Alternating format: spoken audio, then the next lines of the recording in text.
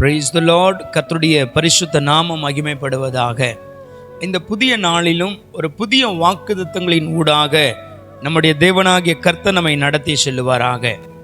1 நாளாகமம் புத்தகம் அதனுடைய 22வது அதிகாரம் அதனுடைய 16வது வசனம் இப்படியாய் சொல்லுகிறது: நீ எழும்பி காரியத்தை நடப்பி கர்த்தர் உன்னோடு கூட இருப்பாராக. இந்த வார்த்தையை தாவீது தன்னுடைய மகனாகிய சாலமோனை பார்த்து சொல்லுகிறார். அவர் சொல்லுகிறார், நீ எழும்பி காரியத்தை நடப்பி கர்த்தர் உன்னோடு கூட இருப்பாராக. எதற்கென்ற வார்த்தையை சொன்னாராம்?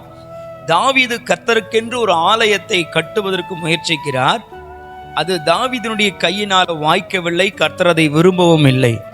அவர் தன்னுடைய மகனை பார்த்து சொல்லுகிறார், தேவனுடைய ஆலயத்தை கட்டுவதற்கென்று அநேகங்களை நான் சவதரித்து வைத்திருக்கிறேன். நீ இன்னும் அதிகமாய் சவதரிப்பாய்.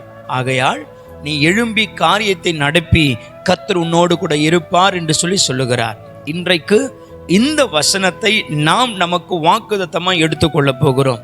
இந்த புதிய நாளிலே, இந்த புதிய மாதத்தில் என்ன காரியத்தை நாம் செய்ய விரும்புகிறோமோ, கர்த்தர் எதை செய்வதற்கு நமக்கு வாக்கு கொடுத்திருக்கிறாரோ அந்த காரியத்தை இந்த மாதத்தில் நாம் செய்ய போகிறோம். கர்த்தர் அதை வாய்க்க பண்ண போகிறார். அது வாய்க்கும், அது நடக்கும். நம்முடைய கரங்களினாலே செய்ய போகிற காரியத்தை வாய்க்க பண்ணுவேன் என்று கர்த்தர் சொல்லுகிறார். எப்படி?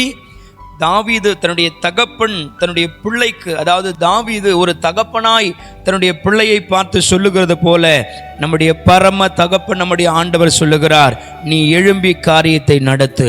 அவருடைய வாக்குக்கு இணங்க இந்த மாதத்தில் என்ன காரியத்தை எல்லாம் நீங்கள் கையிட்டு செய்கிறீர்களோ அவைகளை அவர் வாய்க்க செய்வார். அவருடைய நாமம் மகிமைப்படும். கர்த்தருக்கு நன்றி உள்ளவர்களாய் இருங்கள். எதை செய்தாலும் ஜெபத்தோடும் தேவ சிந்தையோடும் அந்த காரியத்தை செய்யுங்கள். கர்த்தர் காரியங்களை வாய்க்க பண்ணுவாராக. கர்த்தர் நல்லவர், உங்களை ஆசீர்வதிப்பாராக.